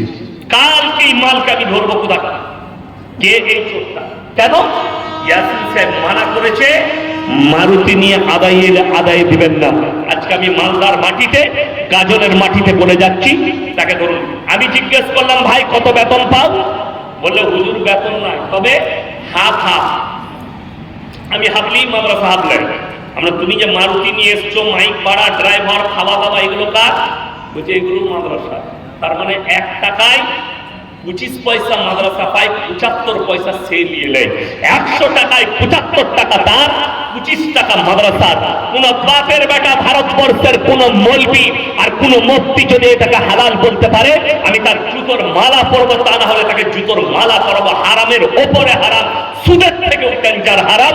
যারা এইভাবে কোন মাদ্রাসাওয়ালা মারুতি দিচ্ছে, 75 টাকা নিবে আর আমাদেরকে 25 টাকা দিবে, আদায় করে নিয়ে নাও। যে মাদ্রাসাওয়ালারা দিবে তারাও হারাম কাজ করছে, জেনে রেখে দিবে। আর যদি কোনো বাপের বেটা মুফতি থাকে, আমার সঙ্গে লড়াই করো যে না, মাদ্রাসায় 25 টাকা দিবে, 75 টাকা দিবে, এটা শরীয়তে জায়েজ আছে। আমি চ্যালেঞ্জ দিলাম গোটা ভারতের মুফতি দিকে। আমার বন্ধুগণ ভালো করে বুঝবেন, আমি যেটা বোঝাচ্ছিলাম যে ইসলাম অন্যায়কে প্রশ্রয় দেয়নি, হকের ওপরে। নবীজি যখন এই এলান করলেন, বেঈমান কাফেররা চারিদিকে বলছে এই মুসলমানদের আল্লাহ ফকির হয়ে গেছে। নাউজুবিল্লাহ। হযরত আবু বকর সিদ্দিক রাদিয়াল্লাহু তাআলা আনহু মক্কার এক গলি দিয়ে পেরিয়ে যাচ্ছেন। বেঈমান দুজন বসে আছে কাফের, তারা তখন মজাক করে বলছে, শুনেছিস তোরা? কি গো? আরে মুসলমানদের আল্লাহ ফকির হয়ে গেছে, বলুন না। তারা বলছেন মুসলমানদের আল্লাহ ফকির হয়ে গেছে। হযরতে আবু বকর সিদ্দিক রাদিয়াল্লাহু তাআলা বরদাস্ত করতে পারেননি। বেঈমানকে এক চড় মেরেছে, বেঈমান বেহুশ হয়ে পড়ে গেছে, সঙ্গে সঙ্গে বেঈমান বেহুশ হয়ে গেছে। হযরতে আবু বকর চলে গেলেন, বেঈমানের হুঁশ ফিরেছে, নবীজির দরবারে হাজির। হে আল্লাহর নবী, হে মুহাম্মদ, আপনার আবু বকর আমাকে বিনা কারণে চড় মেরেছে। উক্তকালে আবু বকর হাজির। আল্লাহর নবী বললেন, হে আবু বকর, তুমি কি এই বেঈমান কাফেরকে চড় মেরেছো? ইয়া রাসূলুল্লাহ, মেরেছি, কিন্তু আল্লাহর শানে এমন কথা বলেছে আমি আর বরদাস্ত করতে পারিনি, যার কারণে চড় মেরেছি। সেই বেঈমান বলছে, मैं अपने माबूदों की कसम खा के कहता हूं मैंने ऐसे कभी नहीं कहा। আপনার আবু বকর মিথ্যা বলছে, আমি এরকম বলি নাই, আমি আমার মাবুদের কসম করছি। সে কাফের, আল্লাহ মানে, সে বলে আমি আমার মাবুদের কসম করছি, আমি এরকম বলি না। আপনার আবু বকর মিথ্যা কথা বলছে, আমার সাক্ষী আছে, আমার বন্ধু। আপনার আবু বকরের সাক্ষী কোথায়? নবীজি বিচারে বসলেন। কার বিচার? কালিজার টুকরা, অন্তরের মানুষ, তার বিচার করতে বসেছেন। আমাকে যদি বিচার করতে দেন, 500 টাকার লোড গুঁজে দিলেই বিচার পাল্টি হবে, ঠিক বললাম না? এক কাপ যদি গাঢ় দুধের চা খাই দেন, ড্রেনটা এরকম যেতে যেতে আপনার ঘরের মধ্যে দিয়ে ভরে দেবো, আপনি চা খাইয়ে দিয়েছেন। আল্লাহর কসম, পৃথিবীর শ্রেষ্ঠ ব্যক্তি বিচার করছেন কালিজার টুকরা। আল্লাহর নবী বললেন, ওগো আবু বকর, তুমি যদি সাক্ষী না আনতে পারো, বেঈমানকে বলবো তোমাকে মেরে প্রতিশোধ নেবে। তোমাকে সাক্ষী আনতে হবে, তা না হলে আমি বেঈমানকে বলবো তোমাকে মেরে প্রতিশোধ নিয়ে নেবে। আল্লাহর নবীর চোখে পানি, হযরত আবু বকরের চোখে পানি। হযরত আবু বকর বুঝতে পেরেছেন নবীজি এতটা ন্যায়পরায়ণ, আমি যদি সাক্ষী না আনতে পারি, আল্লাহর নবী বলবেন বেঈমানকে বলবে আমাকে মেরে প্রতিশোধ নিতে। আর আল্লাহর নবী বুঝতে পেরেছেন আমার আবু বকর জীবনে মিথ্যা কথা বলবে না। যে হকে থাকে তার সাথে আল্লাহ থাকেন না থাকেন? আল্লাহ থাকেন। তার প্রমাণ শুনেলেন। আমার আল্লাহ রাব্বুল আলামিন জিবরিল আমিনকে পাঠালেন কোরআনের আয়াত নিয়ে, সাক্ষী দিচ্ছেন আল্লাহ নিজে। ইন্নাল্লাহা ফাকিরুন ওয়া নাহনু আগনিয়া সানাকতুবু মা ক্বালু। হে আমার নবী, পৃথিবীর মানুষকে শুনিয়ে দাও, আবু বকরের সাক্ষী আমি আল্লাহ নিজে দিচ্ছি। বেঈমান কাফের বলেছে আল্লাহ ফকির। জোরে বলুন সুবহানাল্লাহ। আল্লাহ নিজে সাক্ষী দিলেন, আবু বকরের সাক্ষী আমি আল্লাহ দিচ্ছি। আবু বকর হকের উপরে আছে, এই বেঈমান কাফের বলেছে আল্লাহ ফকির, আমি নিজে সাক্ষী দিলাম আবু বকরের। আমার বন্ধুগণ, আপনি হকের উপরে টিকবেন, আল্লাহ আপনার সাথে থাকবে। সবাই নিয়ত করলেন, পৃথিবীতে আল্লাহর কাছে যতগুলো পাপ আছে সব থেকে নিকৃষ্ট পাপ হচ্ছে 3টে। কটা বললাম? 3টে। নাম্বার 1, সেটা হচ্ছে শিরকের পাপ। কিসের পাপ বললাম বাবা? শিরকের পাপ। আজকে দেখুন বেঈমান কাফেররা, হে আমার যুবকরা, যুবতীরা শুনবেন, এত সূক্ষ্মভাবে আমাদের ঈমানগুলোকে ধ্বংস করছে আমরা বুঝতেই পারি। যেমন আমাদের অনেক যুবক আছে, মৌলবীদিকে দেখলে বলে আমরা ভালোবাসি। কালকে আমি যেখানে জলসায় ছিলাম মেদিনীপুরে, আমি স্টেজ থেকে নামার পরে আমাকে পুরো গাইড করে নিয়ে যেতে হলো গাড়ি পর্যন্ত, গাইড করে। কেন? এত ভিড়, ছেলেরা এত মোবাইল রেডি করেছে। আমি দক্ষিণবঙ্গে জলসার দাউদ নিই না, কোনো রকম একটা নিয়েছি, কি বুঝলেন, মানে যা রেট বলেছি নিয়ে নিয়েছি। আমি যাবো না বলে রেট বেশি বলছি, তাও নিয়ে নিচ্ছি ওই ভয়ে। কিন্তু গিয়েছিলাম একটা জলসা কালকে দক্ষিণবঙ্গে, একবারে খড়গপুর টাউনে। তো আমি সেখান থেকে কোনো রকম বেরিয়ে এলাম, সেলফি তুলছে ইয়াসিনের, কিন্তু চুল কেটেছে শুয়োরের মাথার মতো। কথাটা বলতে পারেননি? সেলফি তুলছে আমাদের, হারামখোর হাতে চেন পড়ে আছে, না হলে বালা পড়ে আছে। সেলফি তুলছে আমাদের, কান ফুটো করে কানে বালি পড়েছে। আপনি দেখলেন? কলকাতায় গেলে বুঝতে পারতেন মেসির কত ভক্ত আছে, আছে না? না, যারা ভক্ত আছে তারা শুনে না, কিয়ামতের দিনে মৌলবীদিকে সাথে পাবো, তোমাকে ওই মেসির সাথেই দাঁড়াতে হবে। সামনে 25শে ডিসেম্বর আছে না? বড়দিন। মুসলমানদের ছেলেরা এখন থেকে রেডি হচ্ছে বড়দিনে কেক কাটবো। আমি আপনাদেরকে এই মালদা জেলার ঘটনা শোনাচ্ছি, যেখানে কালিয়াচকে কত পার্সেন্ট মুসলিম হতে পারে? কত বলেন? 90%। কত বললাম? 90%। কালিয়াচক টাউনটাই কাছে। অবাক হবে, 31শে ডিসেম্বর রাত 12টার সময় মুসলিম যুবক 100 থেকে 150 থেকে 200 জন হাই রোডের উপরে কয়েক লক্ষ টাকার বোম সাজিয়ে রেখেছে। রাত্রি 12টা বেজেছে, যেমনি 1 তারিখ হয়েছে বোমগুলো একসাথে ধরিয়ে দিল। কি ব্যাপার? 1 জানুয়ারি আমরা পালন করছি, অথচ পহেলা মুহররম আগে চালু হয়েছে না পহেলা জানুয়ারি আগে চালু হয়েছে? পহেলা মুহররম। আমরা মৌলবীরা তো বললাম না যে পহেলা মুহররমে বোম ফাটাবি। কোন মৌলবী বলেছে পহেলা মুহররমে ড্যান্স করবি? আপনাকে দেখিয়ে দিব মুসলিমদের যুবক কি করতে যাচ্ছে।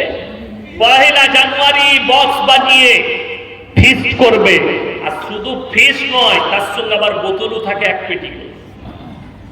আপনারা জানেন, আপনাদেরকে তথ্য দিয়ে যাচ্ছি, গোটা পশ্চিম বাংলায় গুগলে সার্চ করুন, তাইলে পাবেন গোটা পশ্চিম বাংলায় মালদার মুর্শিদাবাদের সব থেকে বেশি বাইক অ্যাক্সিডেন্ট। কি অ্যাক্সিডেন্ট বললাম? Bike accident. এর জন্য কিন্তু প্রশাসন দায়ী নয়, সরকার দায়ী নয়, আপনারা বাবাগুলো দায়ী, বাপগুলো লাপরোয়া বাপ। আমি তো বলবো প্রশাসন বাবুদিকে, মালদা এবং মুর্শিদাবাদ জেলার নদিয়া ডিস্ট্রিক্টের যারা এসপি আছেন, যে নাবালক ছেলের বাইক পাবেন বাইকটা সিজ করুন, তার বাপ গেলে বাপকে বেঁধে পিটান, উল্টো করে ঝুলিয়ে, যে আমার ছেলেকে আমি ভুল করে দিয়েছি সেই বাপকে পিটান। এই ছেলেগুলো জীবনগুলো কেড়ে নিয়েছে। গতকালকে খড়গ্রামে 3টে প্রাণ চলে গেছে, 3টে বাচ্চা ছেলের প্রাণ চলে গেছে, তার বাপরা দিয়ে দিয়েছে। আমার ছেলে তো নতুন R15 কিনে দিয়েছে, তার লাইসেন্স নাই। আমি বলে যাব প্রত্যেকটা থানার বাবুদিকে পশ্চিম বাংলার বলছি, কোন যুবক যদি বাইক চালায় আর তার যদি লাইসেন্স না থাকে, তার বাপকে 7 বছরের জেলে পড়ুন। তার বাবাকে, যে বাবা তার হাতে বাইক তুলে দিয়েছে, এদিকে জেলে ভরে দেন, 3 বছর জেলে রাখুন। বড় কষ্ট লাগে। আপনি একটা বাচ্চা ছেলের হাতে বাইক তুলে দিয়েছে। আমি 4 চাকা নিয়ে আসি, জানেন এইখানটা কত টাইম লাগে? ওমরপুর থেকে আপনার কালিয়াচক পর্যন্ত, আজ তো সুজাপুর পর্যন্ত 3-4 ঘন্টা টাইম লেগে যায়, যেটা 1 ঘন্টা লাগার কথা। হঠাৎ বাইক নিয়ে ঢুকে পড়ছে কারা? ইয়ং ছেলেরা। এত লাপরোয়া বাইক চালানো। কে বললো আপনাকে বাচ্চা ছেলের হাতে বাইক দিবে? লাইসেন্স নাই, কিছুই নেই, মারা যাচ্ছে। আর এরা এত করো চলে যাচ্ছে লাঠি ছুটা নিয়ে পুলিশের গাড়ি ভাঙচুর করবে। তোরা জেলে থাকবে না, কে জেলে থাকবে? যাকে দিয়েছিস বাইকটা সেই বাপটাকে আগে বেঁধে পিটাবে, যে কেন দিয়েছো বাইকটা। বড় কষ্ট লাগে। আপনাকে বলে দিচ্ছি, গাঁজা পাচার, আফিম পাচার, হেরোইন পাচার, মদ পাচার, মালদা, মুর্শিদাবাদ আর নদিয়া জেলে খালি মুসলিম যুবকরা আছে। 80% মুসলিম যুবক জেলের কুঠিরিতে পড়ে আছে। কেন? এদের কাছে তো দিন নাই, না দিন না দুনিয়া, কোনো জিনিসটা নেই। আমার বন্ধুবান, ভক্ত হবেন, অন্ধ ভক্ত হবেন না। খেলা দেখে নিয়েছেন, ঠিক আছে, মেসির ভক্ত কেন হবে? আলেমদের ভক্ত হন, নামাজি হন। মুহাম্মদ সাল্লাল্লাহু আলাইহি সাল্লামের থেকে দামি লোক পৃথিবীতে কেউ আছে? তুমি জিন্দেগি ভর, তুমি জন্ম হওয়ার পরে তোমার কানে আযান পৌঁছেছে, তোমার মা তোমাকে শিখিয়েছে তুমি মুসলমান ঘরের ছেলে, তোমার বাবা তোমাকে মুসলমান ঘরের ছেলে বলেছে। আর সেই হারামখোর মুহাম্মদ সাল্লাল্লাহু আলাইহি সাল্লামকে বাদ দিয়ে একটা নাচনে বালার পেছনে ছুটছে, একটা গানে বালার পেছনে, একটা ন্যাংটো। তুমি কোনোদিন দেখেছো মেসি যেদিনে জামা খুলবে দেখবে, মেসি 2000 বিশ্বকাপে 2019-এর বিশ্বকাপ থেকে কার প্রমোট করছে জানেন? 2023-এর বিশ্বকাপ থেকে, যেটা হলো কাতারে, দাজ্জালের প্রমোট করছে। তার শরীরে দাজ্জালের টাটু আঁকা আছে, নেইমারের শরীরে দাজ্জালের টাটু আঁকা আছে। তারা হচ্ছে ইসলামের পাক্কা দুশ্মন। আর তুমি তাকে তোমার বন্ধু মনে করছো, তুমি তার ফ্যান হচ্ছ, তুমি তার ভক্ত হচ্ছ। তুমি নামাজি হয়ে যদি ভক্ত হও, কিয়ামতের দিনে তোমার কিয়ামতটা তার সাথেই আল্লাহ দাঁড় করবে। এটা মাথায় রাখবে আমার বন্ধুগণ। আল্লাহর কাছে যতগুলো পাপ আছে, নিকৃষ্ট পাপ হচ্ছে শিরকের পাপ। বেঈমান কাফেররা কত সূক্ষ্মভাবে আপনার আমার ঈমানকে ধ্বংস করছে। আমরা নাম শুনতে পাচ্ছি, ধর্ম যার যার উৎসব সবার। কারা বলছে? কিছু আমাদের নেতৃত্বরা বলছে ধর্ম যার যার উৎসব সবার। আমি চ্যালেঞ্জ দিয়ে বললাম, এখানে এমন একটা মৌলবীকে নিয়ে আসুন, যে মৌলবী সাহেব আমাকে কোরআন হাদিস দিয়ে বুঝিয়ে দেবে যে ধর্ম যার যার উৎসব সবার। এটা শরীয়তি ভাষা, এটা ইসলামের ভাষা, এটা নবীপন্থী ভাষা, এটা ইসলামের ভাষা। যদি কোনো বাপের বেটা মৌলবী বলতে পারে, আমি উইথড্র করে নেব, ক্ষমা চেয়ে বাড়ি চলে যাব, আর আমি 1 লক্ষ টাকা পুরস্কার দেব ইনশাআল্লাহ। যদি কোনো বাপের বেটা মৌলবী তাকে নিয়ে আসুন, আর আমি বলে যাচ্ছি এটা কোরআন বিরোধী ভাষা, ইসলাম বিরোধী ভাষা, শরীয়ত বিরোধী ভাষা। শুনেলেন? এখানে যদি কোনো নেতা ভাই থাকেন, কোনো শিক্ষিত থাকেন, জ্ঞানী গুণী থাকেন, তাদের যদি মনে হয় আমরা তো পুজো পাঠে যাই, আমরা সব উৎসবে যাই, তাহলে কি আমাদেরকে বলছেন? আমি তোমাকে বলিনি। আর তুমি যদি এই পাপ করে থাকো, হ্যাঁ তোমাকে বলছি। যদি বলেন মনি সাহেব আপনি তো সম্প্রীতি নষ্ট করছেন, ঘোড়ার দিন বুঝেছ সম্প্রীতি কাকে বলে? আমাদের মতো মৌলবীর কাছে শোনো, রাসূলের আখলাক থেকে শিখে যাও। আমার আল্লাহ শিখিয়েছেন সম্প্রীতি কাকে বলে। 1 নম্বর কোরআনে আছে, যারা নেতা আছেন শুনে যান সম্প্রীতি কি। কোরআনে আছে, কোন মানুষকে যদি অন্যায় ভাবে হত্যা করে, এখানে আল্লাহ ধর্মের কথা বলেননি, সে যেন গোটা মানব জাতিকে হত্যা করলো। কোন মানুষ যদি কোন মানুষের উপকার করে, সে যেন গোটা মানব জাতির উপকার করলো। এখানে ধর্ম দেখার দরকার নেই। আপনাকে দুটো জিনিস বলছি, মোবাইল যাদের আছে, যারা দেখেছেন, যাদের কাছে ফেসবুক আছে, ইউটিউব আছে, গুগল আছে, অনলাইন আছে, তারা দেখেছেন মুম্বাইয়ের এশিয়া মহাদেশের সব থেকে বড় হসপিটাল ক্যান্সারের, তার নাম হচ্ছে মুম্বাই টাটা মেমোরিয়াল। রতন টাটা বানিয়েছেন। তার অনেকগুলো গেট আছে। একটা গেটে একজন হিন্দু ভাই খাবার বিলি করছে গরিব দিকে, অনেকজন লাইনে দাঁড়িয়ে আছে। মুখেতে একটা মেয়ে বোরকা পরে আছে, মুখ ঢাকা। একটা চাচা গরিব মানুষ, মাথায় টুপি আছে, মুখে দাঁড়িয়ে লাইনে দাঁড়িয়েছে। এরকম অনেক মুসলমান আছে। কি বলছে জানেন? সে কি আওয়াজ দিচ্ছে? जो जय श्री राम बोलेगा उसी को खाना मिलेगा, ना तो लाइन से निकलो। এটা হচ্ছে তার বুলি। যে জয় শ্রীরাম বলবে সে খানা পাবে, না লাইন থেকে বেরিয়ে যাও। আর একটা গেটে একজন মুসলিম ভাই, মাথায় টুপি, মুখে দাড়ি, বড় লোক, সেও খানা বিলি করছে। সে কি বলছে জানেন? कुछ बोलने का जरूरत नहीं, भूख लगी है खाना खाओ। কিচ্ছু বলতে হবে না, ভোগ লেগেছে খানা খেয়ে নাও। আল্লাহ রাসূল সাল্লাল্লাহু আলাইহি সাল্লামের হাদিস, তোমরা মুমিন ততক্ষণ হতে পারবে না যতক্ষণ পর্যন্ত তোমার কাছ থেকে তোমার প্রতিবেশী সুরক্ষিত নয়। তোমার বাড়ির পাশে কে আছে দেখো না, সে হিন্দু হোক, সে দলিত হোক, সে আদিবাসী হোক, সে খ্রিস্টান হোক, ক্ষুধার্ত হলে খাবার দাও, বস্ত্রহীন হলে বস্ত্র দাও, বিপদে পড়লে তার পাশে দাঁড়াও। এইটাই হচ্ছে আমার রাসূল সাল্লাল্লাহু আলাইহি সাল্লামের আদর্শ।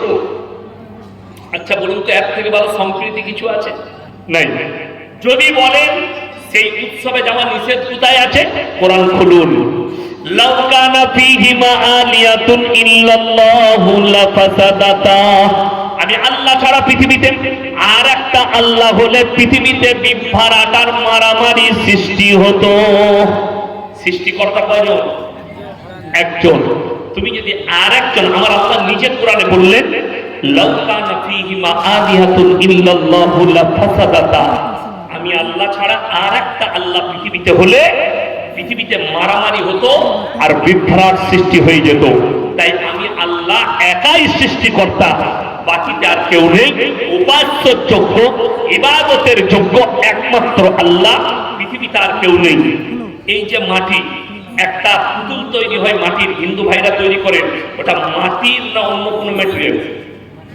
মাটির। মাটির সৃষ্টিকর্তা কে? আল্লাহ।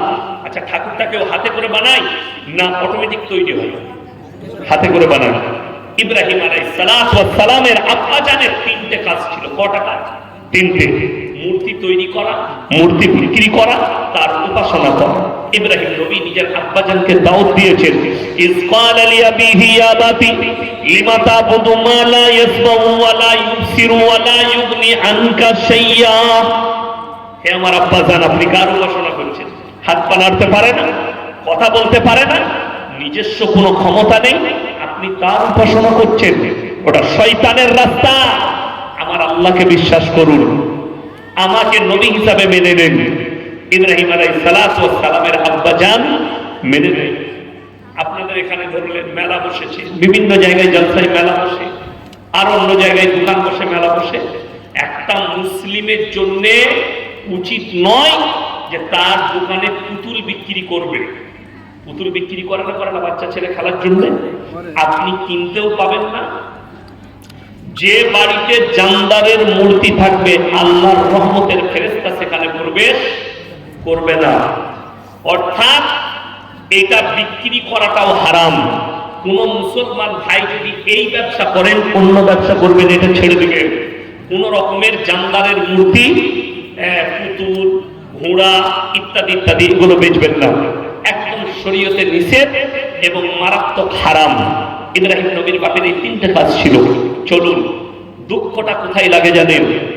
একজন অমুসলিম ভাই মাটির পুতুল তৈরি করে সিজদা করেছে। আমরা মুসলমানরা বলছি এটা শিরক, এটা করা যাবে না। কিন্তু আমি দেখিয়ে দেবো পশ্চিমবাংলায়, মালদার মাটিতে, মুর্শিদাবাদ, নদিয়া, বর্ধমান, পুরুলিয়া, বীরভূম, সব জায়গায় দেখিয়ে দেবো কিছু মুসলমান নিজেকে মুমিন দাবি করছে, নিজেকে মুসলমান দাবি করছে, অথচ গাছের গোড়ায় মাটির ঘোড়া রেখে আগরবাতি মোমবাতি দিয়ে চাদর টাঙিয়ে সিজদা করছে, বলছে আমরা দিনের কাজ করছি। আল্লাহ ছাড়া ভালো মন্দের মালিক পৃথিবীতে কেউ আছে? কথা বলেন না। ভালো মন্দের মালিক সকলে বলুন কে? আল্লাহ। কল্যাণ অকল্যাণ, হায়াত মত সব আল্লাহ। ধরলেন আমি আছি, এখন যখন আমি মুখ দিয়ে কথা বলছি তখন আমি বেঁচে আছি না? নাই, আছি। এখন আমার কাছে যদি শেখ বলে যে ইয়াসিন ভাই 100 টাকা দেন, আমি পকেট থেকে বার করে দিতে পারবো না? পারবো। কথা বলে পারবো। আচ্ছা, আমি যদি মারা যাই দিতে পারবো না? হ্যাঁ, পারবো। দুঃখটা ওইটাই, আমাদের দেশের মুসলমান বুঝে না যে আমার বাপ বেঁচে ছিল, আমি যদি হাত পেতে টাকা চাইতাম আমার বাপ দিতে পারত। আমার বাপ যখন মরে গেছে হাত দেবার ক্ষমতা নাই। এইটা যখন তোমার ব্রেনে ঢুকলো, তাইলে ইয়াসিন মারা গেছে, আমার কবরে ভালো মন্দ চাইলে আমি কি করে দিতে পারবো? কথা বুঝতে পারলাম? আমি খোদা বাংলায় বয়ান করি, আমি মারা গেছে, আমার কবরে চাইলে কি করে দিতে পারবো? শুধু তাই নয়, এখানে হাজী সাহেব কেউ আছেন? হাত তুলেন তো। হাজী সাহেব কেউ নেই? হজ করে এসছেন, উমরা করে এসছেন? ওই তো মাশাআল্লাহ, উমরা করে এসছেন, মাশাআল্লাহ। একজন আছে। মক্কা থেকে মদিনা 470 কিলোমিটার রাস্তা। কত বললাম? 470। কটা মাজার থেকে এলেন? বা একটাও নাই। আমার বাড়ি থেকে আপনাদের এখানে 300 কিলোমিটার রাস্তা, 300,000-এর বেশি মাল আছে। আমি বললে খারাপ বলবি। দুঃখের বিষয়, আপনি বলুন তো, পৃথিবীতে সাহাবীদের থেকে বড় ওলি পৃথিবীতে আর কেউ হতে পারে? কথা বলে না? জান্নাতুল বাকিতে এতগুলো সাহাবী শুয়ে আছেন, শুধু এটা ছেড়ে দেন। 70 জন সাহাবী যুদ্ধের ময়দানে শহীদ হয়েছিলেন। অহুদের প্রান্তরে লোহার ব্যারিকেড দিয়ে তাদের কবরগুলো ঘেরা আছে। সেখানে এমন একজন সাহাবী শুয়ে আছেন যিনি নবীজি সাল্লাল্লাহু আলাইহি সাল্লামের চাচা যান, হযরত আমির হামজা রাদিয়াল্লাহু তাআলা, যার বুকটা চিড়ে কালিজা ফাটটা বার করে চিবিয়েছিল যুদ্ধের ময়দানে। তার নাম হিন্দা। আল্লাহ তাকেও ঈমান দান করেছিলেন, এই হিন্দাকেও ঈমান দান করেছিলেন। এরকম সাহাবী শুয়ে আছেন, একটাও মাজার নেই। কিন্তু দুঃখ, আমাদের দেশে মাজারের শেষ নেই। আমার বর্তমানে এক জায়গায় ঝামেলা হলো, আমাকে ডেকে পাঠালো, থানা থেকে আমাকে ডাকলো, গেলাম। দুটো দল, একদল বলছে ওরস করবো, আর একদল বলছে করতে দেবো না। যে করছে তাকে আমি বললাম, বাবা আপনি ওরস করুন, আপনার এই কবরে কে আছে? কোন হুজুর শুয়ে আছে? বলছে কোনো হুজুর নাই, পাথর চাপড়ি থেকে মাটি এনে কবর করেছে। আমরা মার হারাম করবে জুতো করে। ইসলাম সত্যের উপরে ঠিক আছে না মিথ্যার উপরে? সত্যের উপরে। আপনারা বলুন তো, হযরত হোসেন কোথায় শহীদ হয়েছে? কারবালাটা কোথায়? কালিয়াচকে? ইরাকে। তার মঞ্জিল মাটি হচ্ছে গাজলে, তার মঞ্জিল মাটি হচ্ছে কালিয়াচকে, তার মঞ্জিল মাটি হচ্ছে ধুলিয়ানে, তার মঞ্জিল মাটি হচ্ছে ঝাড়খণ্ডে, তার মঞ্জিল মাটি বিহারে, তার মঞ্জিল মাটি বর্ধমান। তার গোটা Bharat, Bangladesh, Pakistan, Iran, Iraq, Syria, Libya সব জায়গায় তার মঞ্জিল মাটি হচ্ছে। একটা লোকের কবর কটা? একটাই। চলুন, আমার যারা, যদি আমার বক্তব্য কোনো বেরেলভি ভাই শুনছে, যারা নিজেদেরকে সুন্নি বলে, তারা আপনার মৌলবীকে জিজ্ঞেস করুন। কিতাবের নাম ফতওয়ায়ে রিজভিয়া, আহমদ রাজা বেরেলভি লিখেছে, খণ্ড নম্বর 24, পৃষ্ঠা নম্বর 497, ছাপা হয়েছে পাকিস্তানের করাচিতে। সেখানে লেখা আছে, মিথ্যা কবর বানিয়ে ফাতিহা করা, তাজিয়া করা, মঞ্জিল মাটি করা, এই সমস্ত কাজগুলো হারাম। এটা আমাদের কোনো মৌলবি নয়, আহমদ রাজা বেরেলভি লিখেছে। আগে চলুন, এই পৃষ্ঠাতেই লেখা আছে, মহিলাদের মাজারে যাওয়া তো দূরের কথা, নিয়ত করাটাও হারাম। কি করা বললাম? নিয়ত করা। আচ্ছা বলুন, নবীর মর্যাদা বেশি না পীরের মর্যাদা বেশি? পীর মানে হচ্ছে বয়োজ্যেষ্ঠ মানুষ। পীর মানে কি? বয়োজ্যেষ্ঠ। আচ্ছা, মা বাপের থেকে বড় পীর কেউ আছে? কেউ নাই। অনেকজন মাকে ভাত দেয় না, বলে আমি পাথর চাপড়িতে ফকির খাই এসেছি, তুই ঝাঁটা জুতো খাবি। মাকে আগে ভাত দেয়। অবাক হবে, আমার মোবাইলে আমি গাড়িতে আস্তে আস্তে শুনছিলাম, আমি শেয়ার করেও রেখেছি, রেকর্ডিং করেও রেখেছি। কি জানেন, একজন মৌলবি বয়ান করছে, এটা আমাদের মৌলবি নয়, উত্তরপ্রদেশে ইউপির একজন বেরেলভি মৌলবি। কিছুদিন আগে ইসলামপুর চোপড়ার কাছে এসেছিল, আমারও জলসা ছিল তার 2 দিন আগে, 1 মাস আগে। আমার পরেই তার জলসা ওই এলাকাতে। কি বলে গেছে জানেন? बड़ा पीर अब्दुल कादिर जिलानी कौन था मालूम है? कितना बड़ा पीर था, इतने बड़े पीर थे कि बड़ा पीर कभी काबा घर तवाफ करने नहीं जाते थे, बल्कि काबा घर उनके घर पे आता था। जुड़े बोलो नाउजुबिल्लाह। সঙ্গে সঙ্গে ঈমান চলে গেছে এই ভাষা বলার কারণে। নাম্বার 2, শুধু এটা বলেই ক্ষান্ত হয়নি সে, আমাদের দেশের কিছু গুটকা করে জিলাপি হুজুর বয়ান করে। আল্লাহ নবী যখন মিরাজে যাচ্ছিলেন, বাবা বোরাকে চাপতে পারেননি, নবীজি পড়ে যাচ্ছিলেন। আর আলমে আরওয়া থেকে বড় পীর নিজের কানটা বাড়িয়ে দিলেন, তারপরে নবীজি চাপলেন। আচ্ছা, নবীজি পড়ে যাচ্ছিলেন, এই কথাটাই নবীজিকে ছোট করা হলো না বড় করা হলো? হারামখোর জানেই না যে বড় পীরকে বড় করতে গিয়ে নবীকে ছোট করা হচ্ছে। জানলে তো বলবে না, কিন্তু জানেই না যে আমি নবীকে ছোট করছি। এই কথাটার কোনো বাস্তবতা নাই। তারপরে শুধু এটা নয়, বলছে বড়া পীর जब इंतकाल हुआ, कब्र में दफन किया बड़ा पीर को, और बड़ा पीर जब कब्र में चले गए तो फरिश्ते आगे सवाल करने, काल अमर रब का जैसे सवाल किया, फरिश्ते को एक झप्पड़ लगा दिया। मैंने बोला, यार तुम कब्र में थे, तुमको कैसे पता चला? कब्र বুঝতে পারেননি? কবরে তুমি কি ছিলে? তুমি কি করে জানলে যে ফেরেশতাকে চড় মেরেছে? তার কবরে তুমি ছিলে? এই যে শুনে, শুধু এটা নয়, আমাদের মৌলবি নয়, এটা বেরেলভি মৌলবি বয়ান করছে, पूरे दुनिया के जितने पीर है सबसे अफजल तो वो था, बड़ा पीर के दरबार में जो कुत्ता था, वो कुत्ता सारे दुनिया के पीरों से अफजल था। जोरे बोलो नाउजुबिल्लाह। কে বলছে? বেরেলভি বক্তা, আমি বলি না। তাহলে আর তো দেখে নাও, যদি কুকুরটা আফজল হয় তাহলে আর কুকুরের থেকেও খারাপ তোমার বাকি পীরগুলো। আমি বললি আমাকে গালি দিবেন, এটা আমার কোনো ভাষা নয়, এটা তোমাদের একটা মৌলবীর ভাষা। আজকে যদি বড় পীর আব্দুল কাদের জিলানী রাহমাতুল্লাহ আলাইহি বেঁচে থাকতো, এদেরকে কাফের ফতোয়া দিত, তার নামে যা মিথ্যাচার হয়েছে, তার নামে যা মিথ্যা প্রতিবাদ করেছে, মিথ্যা ফেলিয়েছে এরা, তিনি কাফের বলে ফতোয়া দিতেন। আগে চলুন, যতগুলো ভারতবর্ষে বড় বড় মাজার আছে, প্রত্যেকটা মাজারে একটা করে পুকুর আছে, দেখবেন। কি আছে বললাম? পুকুর। এই আপনাদের এখানে পান্ডুয়া বলে একটা জায়গা আছে, আদিনা পান্ডুয়া, ওরা বলে পান্ডুয়া শরীফ।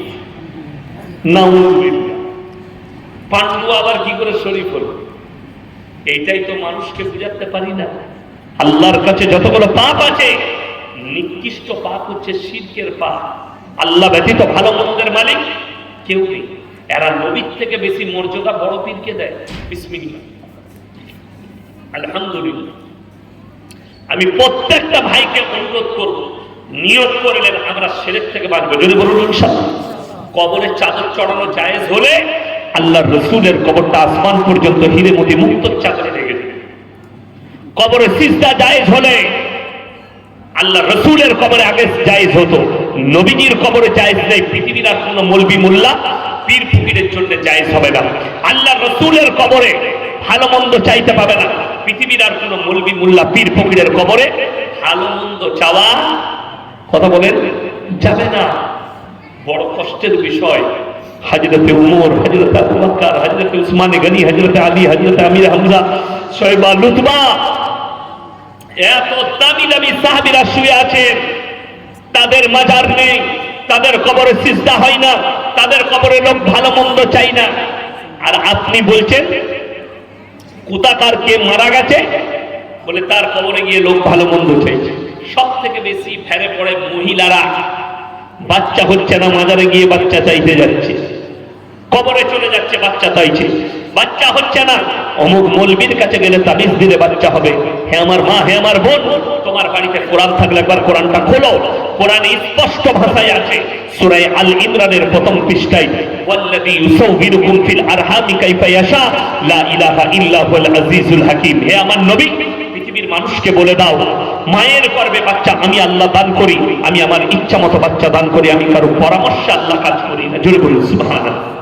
লাস্টে বলবো, তিনটে সাদকা দুনিয়াতে করে যান, রেখে যান, কিয়ামতের সকাল পর্যন্ত নেকি পাবে। একটা হচ্ছে নেক সন্তান। আপনি মরে যাওয়ার পরে সে যেন আপনার জন্য দান করে, আপনার জন্য কাঁদে, আপনার জন্য দান খয়রাত করে, আপনার কবর জিয়ারত করে। নাম্বার 2, নিজের জন্য সাদকায়ে জারিয়া, আমি মরে যাওয়ার পরে যেন কবরে শুয়ে শুয়ে নেকি পেতে থাকি। নাম্বার 3, খায়রুকুম মান তাআল্লামাল কুরআন আল্লামাহু, ইলম যারা হাসিল করেছে, যে আলেমরা মাদ্রাসায় তালিম দিচ্ছেন এবং বাচ্চা তৈরি করছে, তাদের দ্বারা ইলম প্রচার হচ্ছে, এইটা হচ্ছে 3 নম্বর সাদকায়ে জারিয়া। কোরআনে অপর জায়গায় আছে, ওয়া আতিদাল কুরবা হাক্কাহু ওয়াল মিসকিন ওয়া ইবনাস সাবিল ওয়া লা তুবাদ্দির তাবদীরা। 3 জনের দোয়াকে আল্লাহ সঙ্গে সঙ্গে কবুল করেন। এক হচ্ছে কাছের গরিব যদি হাত পাতে, তার হাতকে জীবনে ফিরিও না। ওয়াল ইয়াতামা ওয়াল মাসাকিন, এতিম আর মিসকিন যদি হাত পাতে ফিরিও না। ইবনাস সাবিল ওয়া লা তুবাদ্দির তাবদীরা। আর 3 নম্বর হচ্ছে মুসাফির, এ যদি হাত পাতে, এদের 3 জনের হাতকে ফিরিও না। এর পরের আয়াতটা মারাত্মক ভয়ানক আয়াত, ইন্নাল মুবাদ্দিরিনা কানু ইখওয়ানাশ শায়াতিন ওয়া কানা শাইতানু লিরাব্বিহি কাফুরা। হে আমার নবী বলে দাও, যারা অপব্যয় করে তারা শয়তানের ভাই। অপব্যয় কি? অপব্যয় হচ্ছে আপনাকে আল্লাহ হালাল টাকা দিয়েছে, হালাল রোজগার দিয়েছে, টাকা দিয়েছে, সম্পদ দিয়েছে, সেই টাকাটা আপনি গান বাজনা, লোটো, আলকাপ, ইসলাম বিরোধী কাজে, রসুল বিরোধী কাজে, ইসলামের বিপক্ষ কাজে আপনি ব্যবহার করছেন। আল্লাহ বললেন এরা শয়তানের ভাই, শয়তান জাহান্নামে যাবে। যারা অপব্যয় করে শয়তানের ভাই হবে, তারাও জাহান্নামে প্রবেশ করবে। আমার ভাই মুসাফির, এক দোয়াকে আল্লাহ কবুল করেন। আজকের এই জলসায় আমি সব থেকে বড় মুসাফির, আমি ইয়াসিন আপনাদের কাছে অনুরোধ করবো, আমি দোয়া দেবো। সবাই হাত তুলে বলুন, আমরা কোরআনের সাথে মহব্বত করবো। জোরে বলুন ইনশাআল্লাহ। কোরআন হচ্ছে পৃথিবীর মুকাদ্দাস কিতাব। কোরআনে পারা কটা আছে বাবা? 30টা। আমি আপনাদের কাছে কিছুই চাইব না, আপনারা অনেক দিয়েছেন। এ মাদ্রাসা আপনাদের, ইজ্জত আপনাদের। আমার মা বোন যারা বসে আছেন, আমার ভাই যারা বসে আছেন, খালি 30টা কোরআন শরীফের পয়সা 500 করে টাকা আমার হাতে যে যা পারবেন দিয়ে যান। মাত্র 500 করে 30 জন ব্যক্তি কে কে আছেন, যদি না থাকে আপনি ফোন পেতে দিয়ে যাবেন। জাযাকাল্লাহ, মাশাআল্লাহ। কি নাম?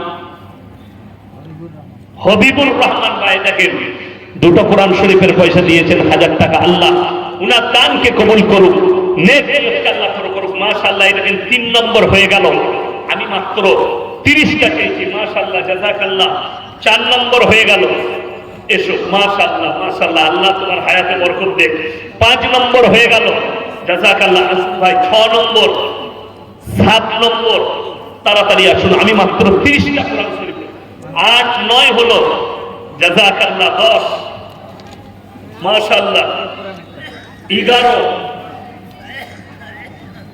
11টা হয়েছে, মাশাআল্লাহ। 12, 13, 14, 15, 16টা, মাশাআল্লাহ। আসুন ভাই, 17টা হয়েছে। মায়ের দিকে বলবো, মায়েদের মধ্যে কে আছেন? আর মাত্র 13টা লাগবে।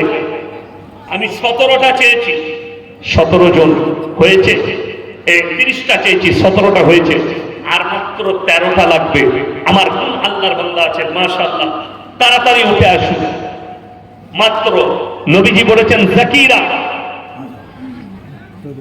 মাশাআল্লাহ। আসুন ভাই, সৈয়দুর রহমান ভাই দেখুন 5000 টাকা দিয়েছেন।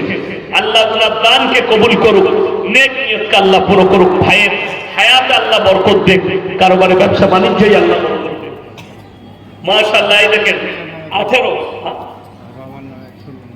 বাবার নামে ছেলের নামে, আল্লাহ বাবা আর ছেলেকে আল্লাহ জান্নাতি করুক। 18, 19টা, জাযাকাল্লাহ। 20টা হয়ে গেল। আমার ভাই আর মাত্র 10টা লাগবে। আর 10টা হলেই 30টা হয়ে যাবে। আমার মা বোনরা যারা আছেন, অনুরোধ করব, কে আছেন, কোন মা বোন আছেন, একটু আল্লাহর ওয়াস্তে আসুন। মাশাআল্লাহ, 21টা হয়ে গেল, জাযাকাল্লাহ। 22টা, 23টা, আসুন, মাশাআল্লাহ। 24টা হলো, আর মাত্র 6টা লাগবে। আমার কোনো মা বোন থাকলে, বোন থাকলে, নিজের জন্য, আব্বা মায়ের জন্য, সন্তানের জন্য, মাশাআল্লাহ, জাযাকাল্লাহ। দেখেন 25টা, 26টা হয়ে গেল। আর মাত্র 4টা লাগবে ইনশাআল্লাহ। 26টা হয়েছে। আর 4টা হলে, 4টা হলে হয়ে যাবে। আমার ভাই কেউ চলে যাবেন। আমার বাবাজি এলান করে গেছে যে আমার পরে একজন বিদ্যপ্ত আলেম আছে, খুব আমাদের কাছের মানুষ, বন্ধু মানুষ, ভালো বক্তা, উনি আসবেন, কথা রাখবেন, খুব সুন্দর সেন্সিটিভ বক্তব্য করেন।